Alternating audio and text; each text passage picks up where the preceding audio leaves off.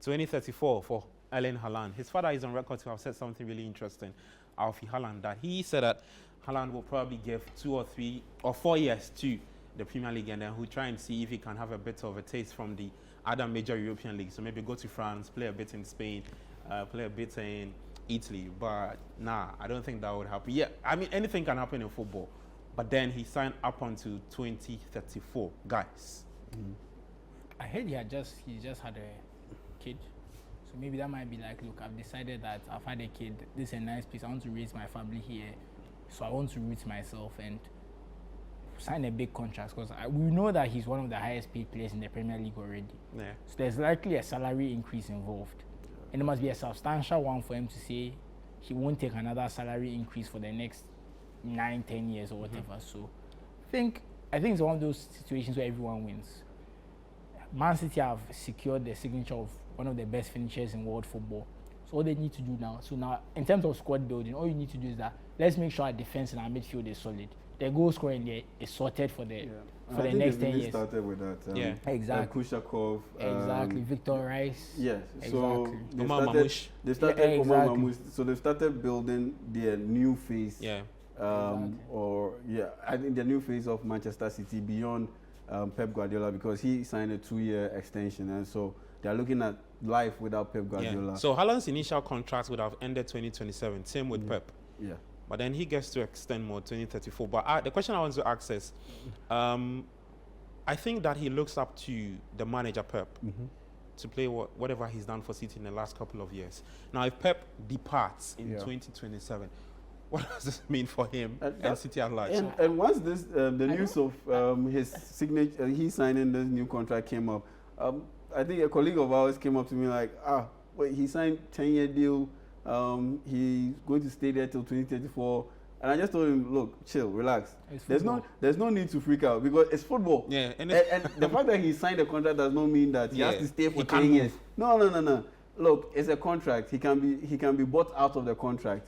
He can reach an agreement to terminate the contract, mutual termination of the contract. So this 10-year thing, it gets the headlines, but I don't think he will stay there till 2034. No.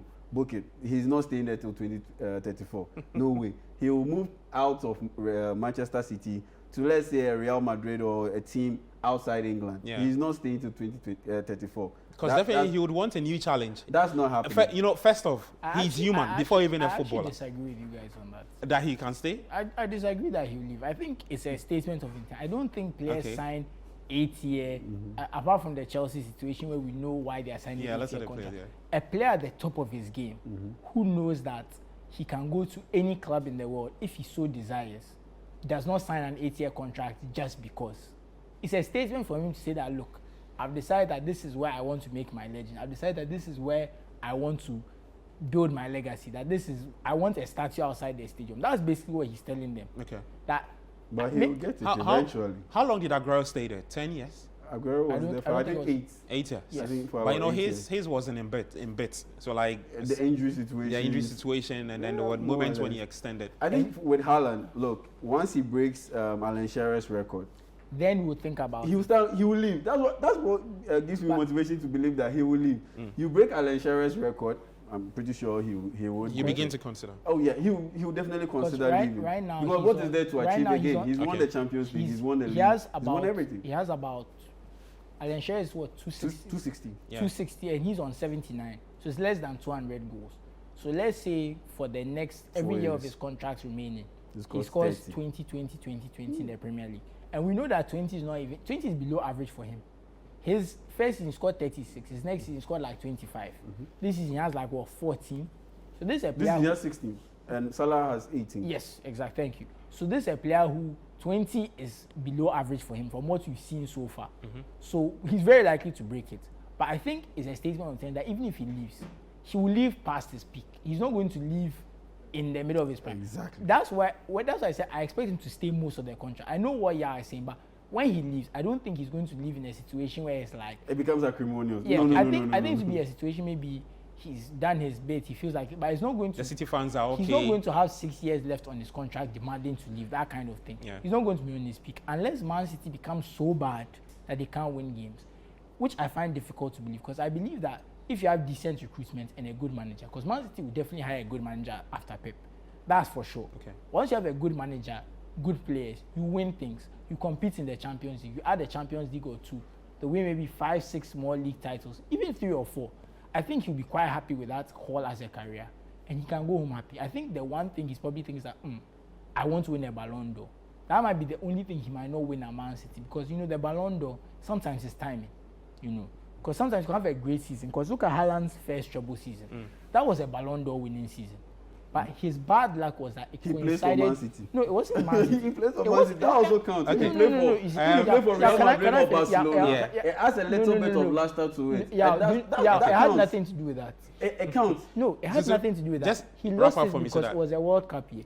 And being Norwegian and not going to tournaments and not winning tournaments, it means that every 2 years he's at a disadvantage. Yeah.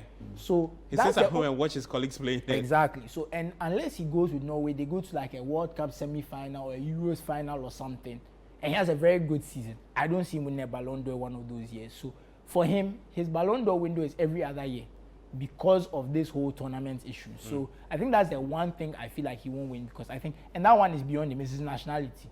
Maybe if he had chosen to play for England, because he was born in England. Yeah. Maybe if he had chosen to play in England, that gives him a higher chance. And then, the way England do well in tournaments, he takes them over the line. Maybe that would have done it. But look, I think that apart from the Ballon d'Or, he'll get everything he wants. In fact, he has won everything there is to win. Yeah. The matter is, how many of those trophies will he win? Okay.